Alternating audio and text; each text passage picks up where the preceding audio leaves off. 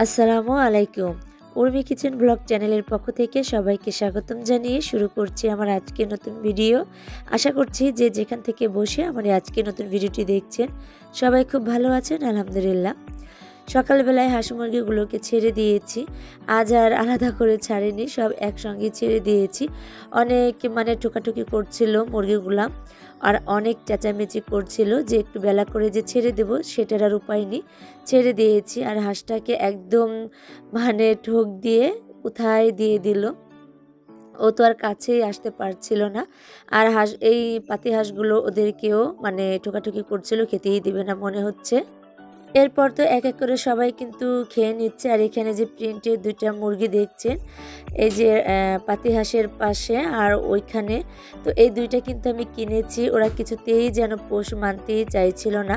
তারপর অনেক কষ্টেই ওদেরকে পোষ মানালাম। তারপরে কিন্তু প্রতিবেশীদের বাড়ি চলে যায়, আবার চলে আসে। রাজাহাঁসটা ভয়ে ওখানে চলে গেছে, আবারও মুরগি ওকে তাড়ানোর জন্য ধরে গেল।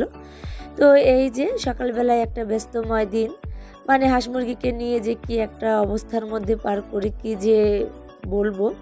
তো গতকালকে আমি অনেক সুন্দর করে একটা ভিডিও আপনাদের জন্য রেডি করেছিলাম, কিভাবে যেন আমার গ্যালারি থেকে সব ভিডিও ডিলিট হয়ে গেছে সেটা আর আনতে পারিনি, এবং ভয়েস দিয়ে আমি রেডি করে রেখেছি। তারপরে আর গতকালকে আর ছাড়তে পারিনি। তো যাই হোক, আজকে ভিডিওটি আপনাদের জন্য সাজিয়েছি।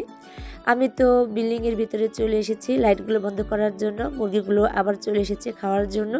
এত যে খেতে দেয় ওদেরকে, কেন যেন ওদের পেটই ভরাতে পারি না আমি, আর মন তো দূরেরই কথা। বারবার খেতে দেই, তারপরও ওরা খাওয়ার জন্য কি যে একটা পাগলের মতো অবস্থা করে রাখে। এত বিরক্ত করলে কি আর ভালো লাগে? মাঝে মাঝে ইচ্ছে করে ওদেরকে ঘরের মধ্যে আটকে রাখি, যা হয় হোক, কিন্তু একে অপরকে এমন ঠোকাঠুকি করবে, মুরগিগুলোকে অসুস্থ করে রাখবে, এই অবস্থা। তারপর আর কি করব, যখন ওরা আসে তখনই ওদেরকে খেতে দেই, এইভাবেই চলছে। তারপর তো আমি এক এক করে বিল্ডিংয়ের লাইটগুলো বন্ধ করে দিয়েছি, আর গরুর খামারে গিয়ে ওকে খেতে দিয়েছি, আর কবুতরের খাবারটা মিক্সড করে তারপরে আমি খেতে দিয়েছি, কারণ ওর খাবারটাও শেষ হয়ে গিয়েছিল কবুতরদের। তারপরে আমি নতুন করে ওদের খাবারটা মিশিয়ে তারপরে খেতে দিয়েছি। এরপর তো আমি চুলার পাটটা লেপ দিয়ে দিয়েছি, সেটা গতকালকেই দিয়েছিলাম। ওই যে বললাম ভিডিও করে রেখেছিলাম, সব ভিডিও ডিলিট হয়ে গেছে, আর শেয়ার করতে পারলাম না। এরপর তো শশীর মাটির চুলায় রান্না করার জন্য খুবই ব্যস্ত হয়ে পড়েছে। আজ আর আমার চুলায় রান্না করা হবে না, শশীর মাটির চুলায় আজকে রান্না বান্না করবে। তো সেই ভিডিও নিয়েই আপনাদের সামনে হাজির হয়েছি। খুব সুন্দর একটা ভিডিও সাজিয়েছি, আশা করছি আপনাদের কাছে খুব ভালো লাগবে। তো এখানে শশী আলু ভাজি করবে। তো বললাম যে গাছে যেহেতু পুঁয়ের ফল আছে, তো তুমি সেই পুঁয়ের ফল দিয়েই ভাজিটা করে ফেলো, ভালো লাগবে খেতে। তো ও সেটাই করছে, এখন গাছ থেকে পুঁয়ের ফলগুলো ও তুলে নিচ্ছে, আর আমি ওকে একটু ভিডিও করে দিচ্ছিলাম। তো বললো, আম্মু আজকের ভিডিওতে আমাকেই রেখো, আমি যে রান্নাবান্নাগুলো করব সবাইকে একটু দেখিয়ে দিও। তো সেটাই করেছি। আপনাদের কাছে যদি আজকের ভিডিওটি ভালো লাগে অবশ্যই কমেন্ট করে জানাবেন, আর ভিডিওটির কোনো অংশ ভালো লেগে গেলে সাবস্ক্রাইব করে পাশে থাকার বেল আইকনের অল অপশনটি প্রেস করে আমার পাশেই থেকে যাবেন। আর শশীর জন্য একটা লাইক অবশ্যই আপনারা দিতে পারেন। এখন তো আমরা পুঁয়ের ফলগুলো নিয়ে তারপরে চলে যাচ্ছি, আর শশীকে একটু হেল্প করব আমি রান্না বান্নার কাজে, একটু আলুটা কেটে দেব, তাহলে তাড়াহুড়ো করে রান্নাটা করে ফেলতে পারবে। আর যেহেতু নতুন চুলা, জানি না কিভাবে জালটা জ্বলবে, তারপর আপনাদেরকে তো শেয়ার করে দেখাবো কিভাবে জালটা জ্বলবে। নতুন চুলে একদম শুকায়নি, চুলাটায় আমি ভালো করে লেপটাও দিতে পারিনি, ও তো রান্না করার জন্য ব্যস্ত হয়ে পড়েছে। তারপর তো রান্নাবান্না করার জন্য চলে এসেছি মাটির চুলায়। এই যে ছোটো মাটির চুলায় ও রান্নাটা করে নিচ্ছে, আর ওই রান্নাবান্না করবে। তো আমি শুধু একটু ভিডিও করে আপনাদের মাঝে শেয়ার করছি। তো ও ডালগুলো গুছিয়ে এনেছে, আর পাটখড়িগুলো খুব সুন্দর করে ছোট সাইজ করে ও ভেঙে নিয়েছে।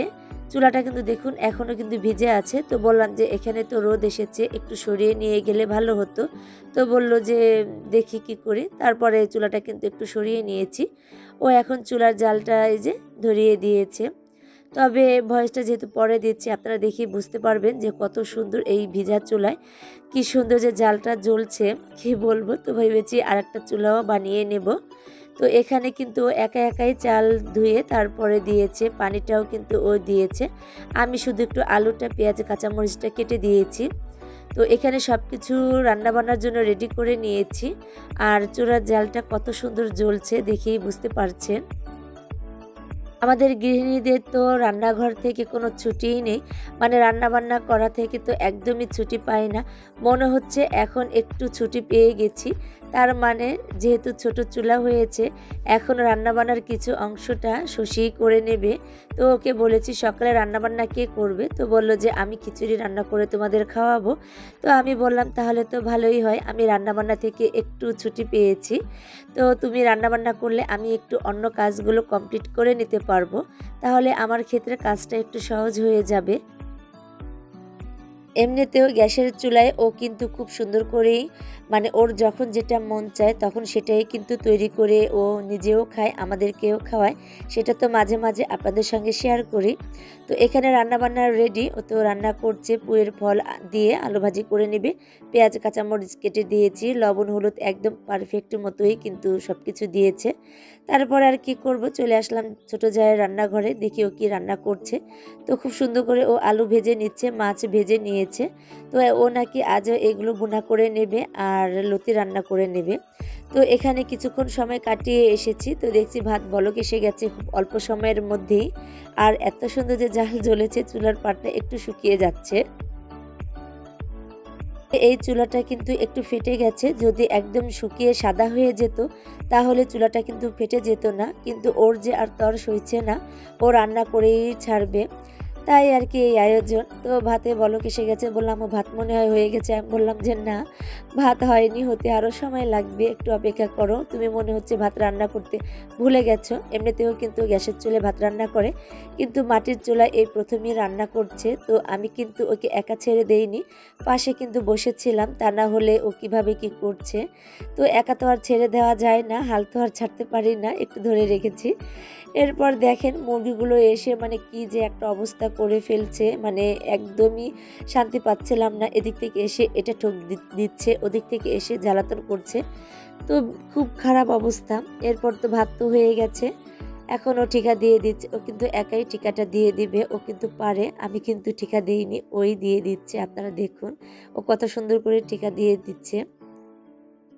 আমি আবার মাঝে মাঝে কলের পানি দিয়ে রান্নাটা করি ভাত, তো ভাত তো লাল হয়ে যায়, সেটা আবার শশীর পছন্দ হয় না। তো ও বলল যে আজ আমি তোমার মতন করে রান্না করব না, আমি আমার মতন করে রান্না করব, বৃষ্টির পানি দিয়ে ভাতটা রান্না করব, তাহলে ভাতটা অনেক সাদা হবে, দেখতে ভালো লাগবে, খেতেও ভালো লাগবে। আমি বললাম যে ঠিক আছে রান্না করো, যখন বৃষ্টির পানি শেষ হয়ে যাবে তখন নদী থেকে তুলে এনে তারপরে রান্না করবে, আমি কিন্তু পারবো না। তো যাই হোক, ভাতটা তো ঠিকা দেওয়া হয়ে গেছে, এখন ভাজিটা করে নেবে। তো এখন কড়াইটা বসিয়ে দিয়েছে। ও বলছিল যে আম্মু আমাকে নতুন পাতিল এবং কড়াই কিনে দেবে, তো বললাম যে একটু সময় করে তারপরে আমি কিনে দেবো। ও কিন্তু রান্না বান্না কম বেশি পারে। শশী গ্যাসের চুলায় রান্না করেছে, তো মাটির চুলায় তো আর করেনি, তারপরও দেখি কি করে। তো ও কিন্তু এখানে সব কিছুই একবারে দিয়ে তারপরে কিন্তু ভাজিটা করে নিচ্ছে, আমিও কিন্তু এইভাবেই ভাজিটা করে নিই। তো বললাম যে একদম শর্টকাটেই রান্নাটা করে নাও, তেলের মধ্যে পেঁয়াজ কাঁচামরিচ না ভেজে একবারে সব কিছু দিয়ে তারপরে ভেজে নাও। তো শুকনা ভাজি করার কথা বলেছিলাম, তো ও বলল যে না একটু ভিজে ভিজে রাখবে, মানে একটু ঝোল ঝোল করে খাবে নাকি। তো বললাম যে ঠিক আছে তোমার মতন করে তুমি রান্না করো। তো রান্নাটা যে একদম খারাপ হয়েছে তা না, খুব ভালো হয়েছিল। তো আপনাদেরকে যদি একটু খাওয়াতে পারতাম তাহলে বোঝাতে পারতাম যে কতটাই মজাদার হয়েছে। শশী তো বলছিল যে আমার রান্না করতে বেশ ভালো লাগছে, আমি প্রতিদিনই রান্না করব, যখন স্কুল খোলা থাকবে তখন তো আর তেমন সময় দিতে পারবো না, তাই এখন আমি রান্নাটা করে রাখি যখন সময় পাবো। তো বললাম ঠিক আছে রান্না করো, রান্না তো শিখলে আমার ক্ষেত্রেই ভালো হবে, তো সেটাই বলেছিলাম। তো এই যে দেখুন পানিটা দিয়েই কিন্তু ও রান্নাটা করেছে, মানে একটু ঝোল ঝোল করে রান্নাটা করেছে। আর এখানে ভাতটা রান্না করা হয়েছে, তো আমরা দুপুরে এগুলোই খেয়ে নেব। আমার যে তরকারি নেই তা কিন্তু না, তরকারি আছে। তো তারপরও ওর যে ছোটো চুলায় রান্না বান্নার যে আয়োজনটা, এগুলো দিয়ে তো খেতেই হবে, না খেলে তো আর হবে না। আমার রান্নাবান্নাগুলো তো আর আপনাদের সঙ্গে শেয়ার করলাম না, শুধু মেয়েটা রান্নাবান্না করছে সেটাই একটু শেয়ার করলাম। ও তো ভাজিটা রান্না করে নিয়েছে, এখন নামিয়ে নিয়েছে। আর রাতের বেলা আমি তো সব কাজ বাজ কমপ্লিট করেছি। শীতের রাতটা কিন্তু বেশ ভালোই লাগছে। ও মাটির চুলায় এখন আলু ভেজে নিচ্ছে, তো আলু ভেজেই কিন্তু ও খাবে। দেখুন একা একা সব কিছু করেছে। তো আমি আবার পাশে বসেছিলাম। আর আমি যে রান্নাবান্না যখন করি তখন কিন্তু ও পাশে বসে থেকেই কিন্তু সব কিছু রান্নাবান্না শিখেছে কম বেশি। তারপরে কিন্তু ও রান্নাগুলো করতে পারে। আর ওর হাতের চা খেতে কিন্তু ভীষণ ভালো লাগে।